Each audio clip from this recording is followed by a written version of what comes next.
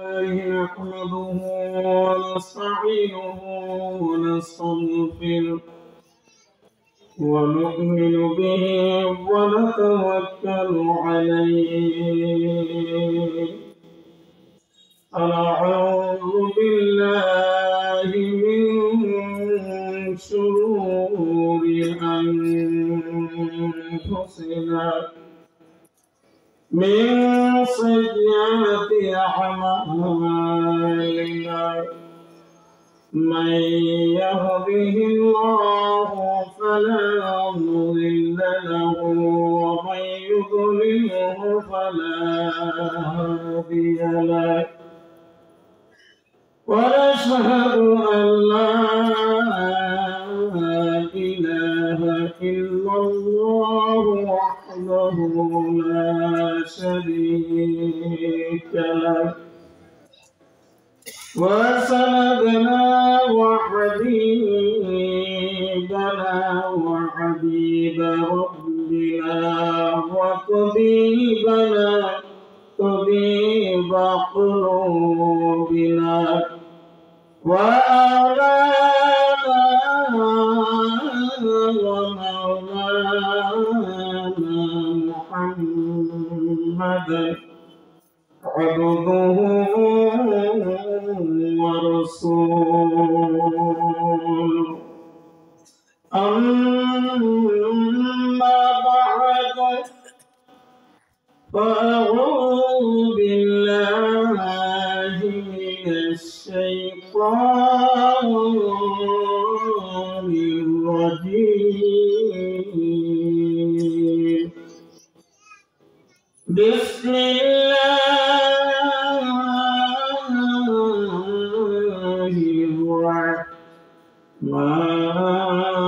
الرحمن الرحيم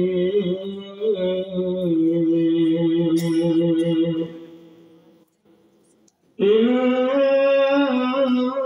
الذين آمنوا وعملوا الصالحات أولئك هم خير البرية صدق الله العلي العظيم قال رسول الله صلى الله عليه وسلم أخلص دينك يكفيك العمل القليل محمد عربي هيا نبي راستے پہ معلوم ہوا اس کے فائدہ اس سے اجالا شفیع الامم ہمارا نبی روز قیامت شفاعت کرے گا نبی اللہ کے فصل امت گناہگار لا الہ الا اللہ محبت إلا الله لا إله إلا الله لا إله إلا الله لا إله إلا الله لا إله إلا الله لا إله إلا الله محمد رسول الله صلى الله عليه وسلم تسليما كثيرا كثيرا সবাই জোরে বলি আমিন আম্মা বাদ সম্মানিত মুআজ্জাজ মুহতারাম শাপলা ইউনিয়নের সম্মানিত ইসলামের রাহবার ইসলামের কর্ণধার জাতির রাহবার তাদের উদ্যোগে ২৭তম বার্ষিকী ওয়াজ মাহফিলের 2 দিন ব্যাপী আয়োজিত মাহফিলের আজ শেষ দিনের 2 দিনের সম্মানিত শাপলা ইউনিয়নের উলামাদের মাথার মুকুট, সিরাতাজ, হযরতুল আল্লাম জনাব হযরত মাওলানা মুহাম্মদ সরার হোসেন বালি সাহেব দামাত বরকতুহুমুল আলিয়া ও জনাব হযরত মাওলানা মুহাম্মদ মিসবাউদ্দিন সাহেব দামাত বরকতুহুমুল আলিয়া। উপস্থিত শাপলা ইউনিয়নের সম্মানিত আসাদুজায়ে কেরাম, আইনমাই মুসাফির, তলাবায়ে আজিজ, সম্মুখস্থ আমার জাকিরিন শাকিরিন, বয়োজ্যেষ্ঠ বয় কনিষ্ঠ ছোট বড় আবুদুল মাসুম বাচ্চা, তলাবুল ইলম বাবাজিরা ও পর্দার আড়ালে রয়েছেন সম্মানিত সুশিক্ষিতা আমার শ্রদ্ধময়ী মা ও স্নেহময়ী বোনেরা। মহান মালিকের দরবারে লাখ কোটি শুকর ও সুজুদ যে রব্বুল ইজ্জত আপনাকে আমাকে এত মায়া করে দয়া করে আপনার এই ঘরে, আপনার এই গ্রামে, আপনাদের এই এলাকার ভিতরে 3 থেকে 400 কামেলে মোকাম্মেল আলেম আল্লাহ তৈরি করে দিয়েছেন। আলহামদুলিল্লাহ। আরো আসতে বলেন আলহামদুলিল্লাহ। আপনি আমি খুশি না বেজার? খুশির আওয়াজ আসতে হয় না জোরে হয়? এই জন্য আমরা লোক কম কিন্তু আওয়াজ হবে বেশি। লোক কম আওয়াজ হবে কি বেশি। মাইকের আওয়াজ যত দূরে বুঝতেছে, আজকে যে ওলামায়ে কেরাম আপনাকে আমাকে ডাকতেছে তাদেরকে আপনার আমি কোনো খরচাবাদি দিচ্ছি না, তাদেরকে আমরা সাহায্য সহানুভূতি পর্যন্ত অনেকে করতে চাই না।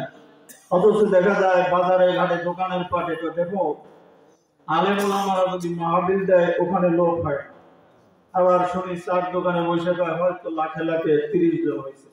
নাউজুবিল্লাহ। আসতে বলে আপনি আমি কি মুসলমান? দাবি করি না মুসলমান।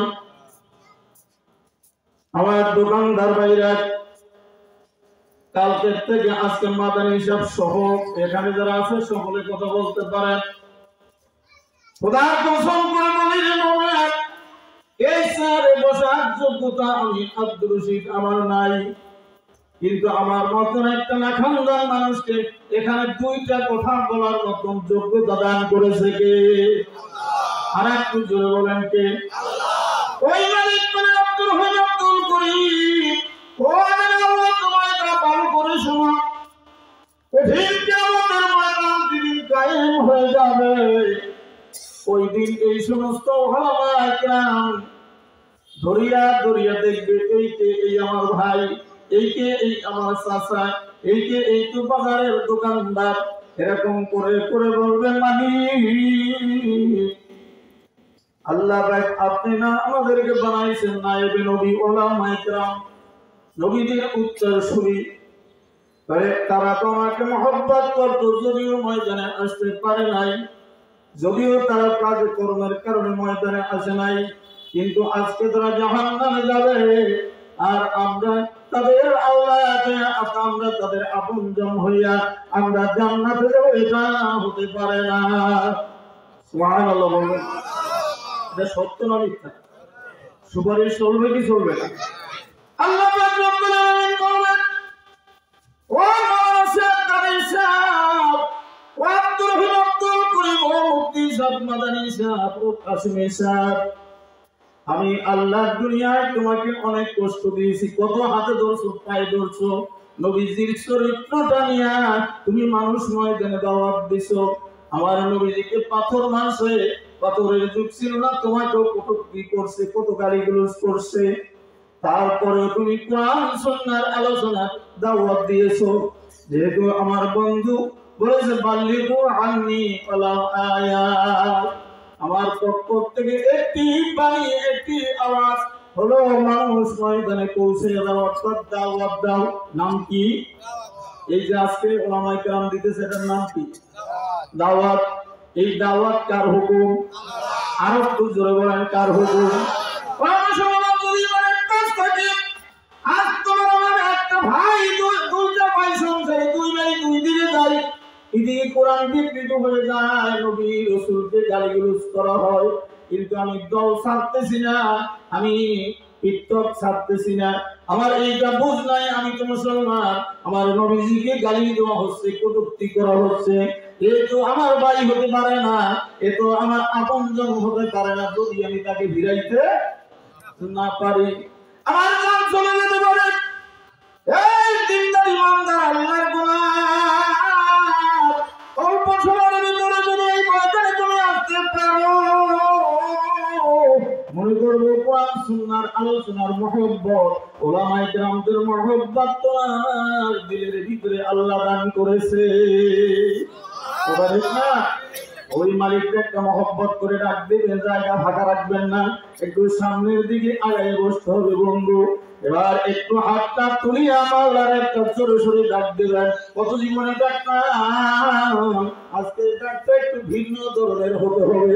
আজকে এমন একজন মেহমান আমাদের মাঝে আসতেছে, তোমার কথা সমস্ত মেহমান যদি এখানে আইসা আপনার এই অবস্থা দেখে আমার বাজার, তাহলে বুঝবে যে মানুষ শুনছি সাধনা ইমানের ভিতরে ওলামায়ে কেরাম নাম হাবিলি করে, ওলামায়ে কেরাম ভিন্ন ভাবে একটা দল হইয়া, অর্থাৎ ওলামায়ে কেরামদের উদ্যোগে মাহফিল হয়। এরকম তার কাছে আর কোন জায়গায় আছে নাকি? বলেন, জোরে বলেন, আছে নাকি? এই জন্য বাঙালিরা আমাদের মেহমান, আপনারা সকলের মেহমান। শিবচর থেকে সব থেকে সুন্দরতম মাদ্রাসা, এই মাদ্রাসার যিনি সাইফুল হাদিস তিনি আসবেন। আমাদের একটু আগে আগে আসার দরকার আছে না নাই? তা সে যখন আসবে, এখন যদি আপনারা নাও আসেন কোনো আপত্তি নাই, কিন্তু আমাদের অপরিচিত মেহমান যখন আসবে, আমাদের এই ময়দান কানায় কানায় ভরে দিতে হবে ইনশাআল্লাহ। ওই মালিককে একটু মহব্বত করে হাত জায়গায় একটু তাকবীর স্লোগান দেই, আমরা তো মুসলমান।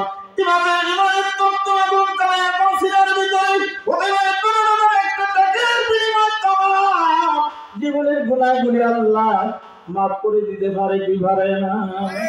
এই বিশ্বাস যদি থাকে, আল্লাহু আকবার বলে একটা স্লোগান দেন, নারায়ে তাকবীর, নারায়ে তাকবীর, নারায়ে তাকবীর। হাত নামান, খালি জায়গাটা পূরণ করে সুন্নাত তরিকা অবলম্বন করে, বেদ তরিকায় ওয়াজ শোনা যায় না, বলাও যায় না। কথা ঠিক না বেঠিক? এবার আসেন, আমি একটা ওকে আপনাদের মাঝে পেশ করতেছি একটা ঘটনা, ইমানের তেজ কত এবং ইমানের পাওয়ার কত। কোরআনকে সিনায় রাখার জন্য, আমার নবীজিকে মহব্বত করার জন্য কারে কারে মহব্বত। সূরাতুল বাইয়ানা থেকে ছোট্ট এক টুকরা আয়াতে কারিমা তেলাওয়াত করছি।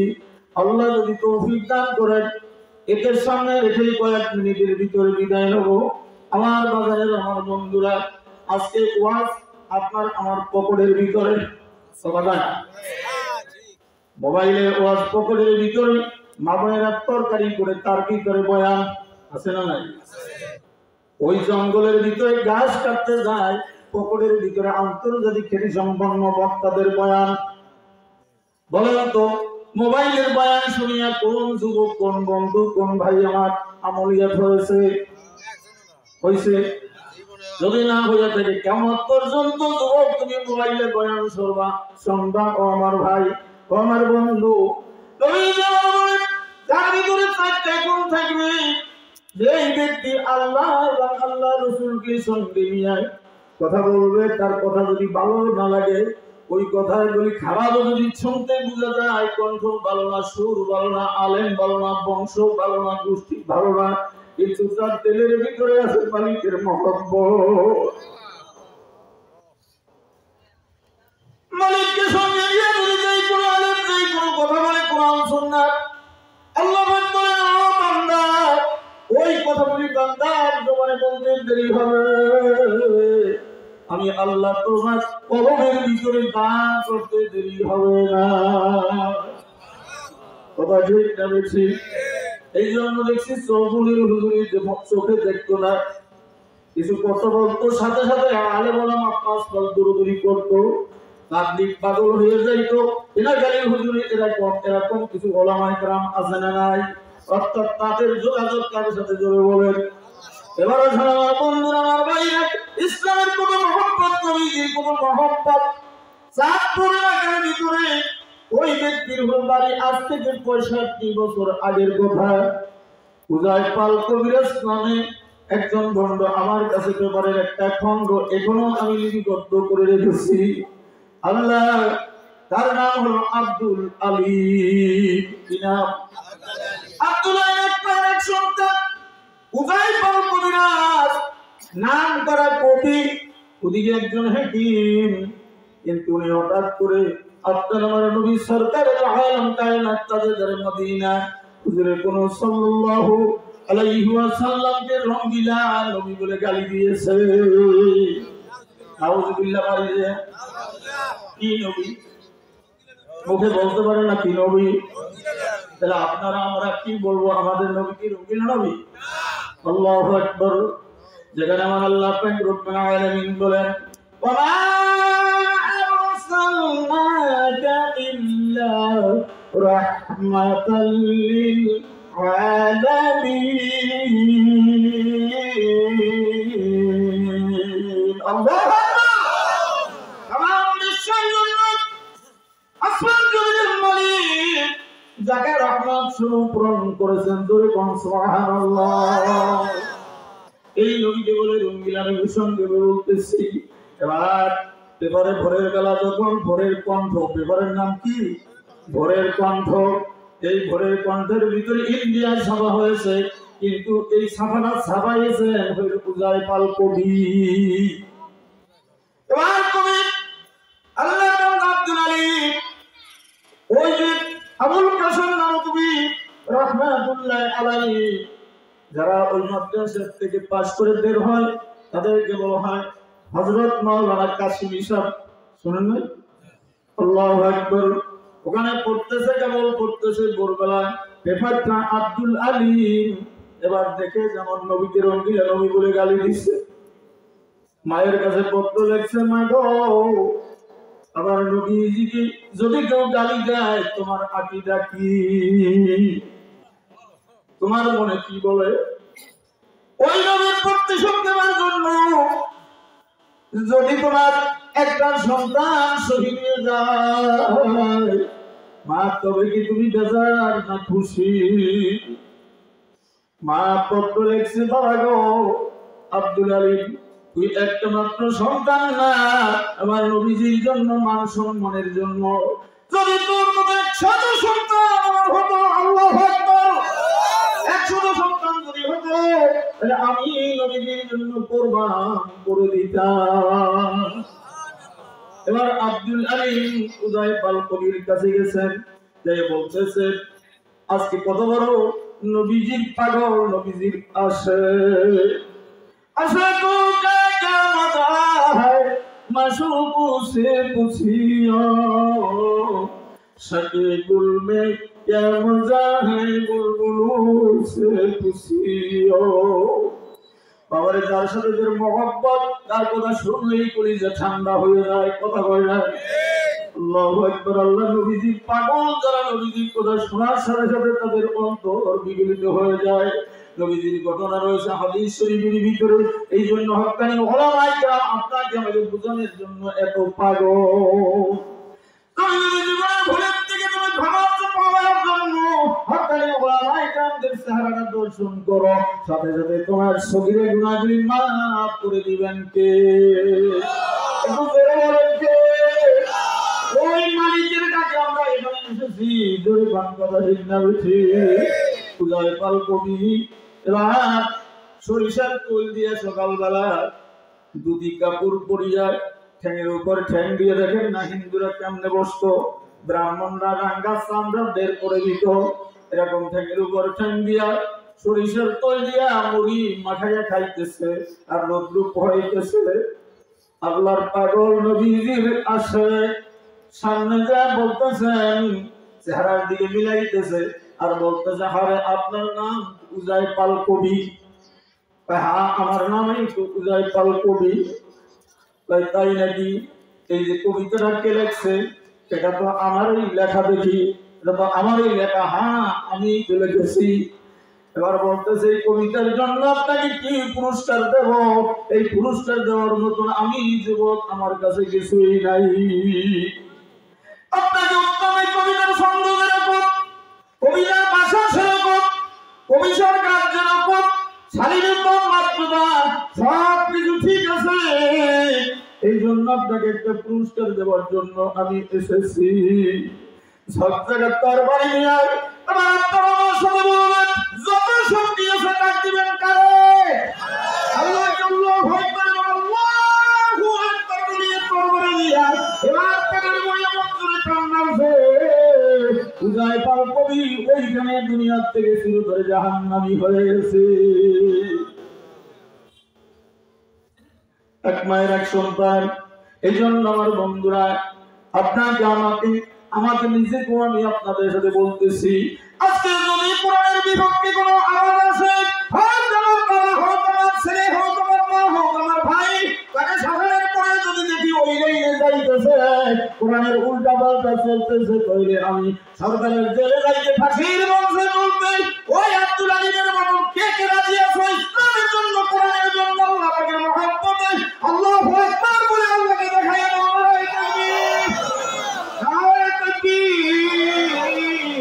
আল্লাহ আপনি কবুল করে না, জোরে বলেন আমিন।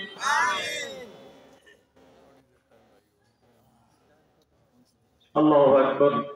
এর সামনে যাওয়া যাবে না, যেহেতু আমাকে দয়া করে মেহেরবানি করে যখন লিস্টিতে নামটা দিছে আমি দোয়া নেবার জন্য আসছি, তাই আমাদের ঈমান এরকম মজবুত ঈমান লাগবে।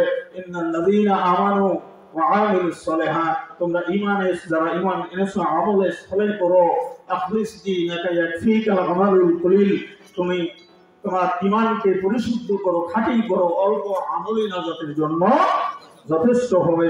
ইনশাআল্লাহ যা করব আল্লাহকে রাজি খুশি করার জন্য করব ইনশাআল্লাহ। শেষ পর্যন্ত অনেক ঘটনা এখানে নবী সাল্লাল্লাহু আলাইহি ওয়াসাল্লাম ওর শিহরে আসিয়া বলতেছে, হে আব্দুল আলীম, তোর মাকে তুই সংবাদ দিয়ে দে। আর নবী যখন আসছে তখন তার মাথার পাগড়ি, তার জামা মোবারক সবের থেকে ওই রুমের ভিতরে ফাঁসির ছেলে যখন ওনাকে ঢুকাইছে, ওই ফাঁসির ছেলের ভিতর থেকে দেখে যে আতরের ঘ্রাণ আছে, এরকম আতর আর জিন্দিগিতেও পায় নাই। তার মা শেষবারের মতো দেখার জন্য যখন গেছে, মা তুমি আমার এই জামাটা একটু ঘ্রাণ লয়ে দেখো কার ঘ্রাণ আসতেছে। তখন মা ওই ঘ্রাণ লয়ে বলতেছে, কিন্তু সরকারে তো আলম আখির জামানার পয়গম্বর হুজুর সাল্লাল্লাহু আলাইহি ওয়াসাল্লামের ঘ্রাণ আসতেছে। আমি একবার না, দুইবার না, আমি তিনবার তাকে স্বপ্নের ভিতরে দেখেছি। সুবহানাল্লাহ। আমরা কি দেখতে চাই কি চাই না? কারা কারা চাই? এমনি এমনি কি চাই না? ময়দানে বসতে হবে, ময়দানে বসতে হবে। আল্লাহ কবুল করুন। وآخر دعوانا الحمد لله رب العالمين. السلام عليكم ورحمة الله وبركاته.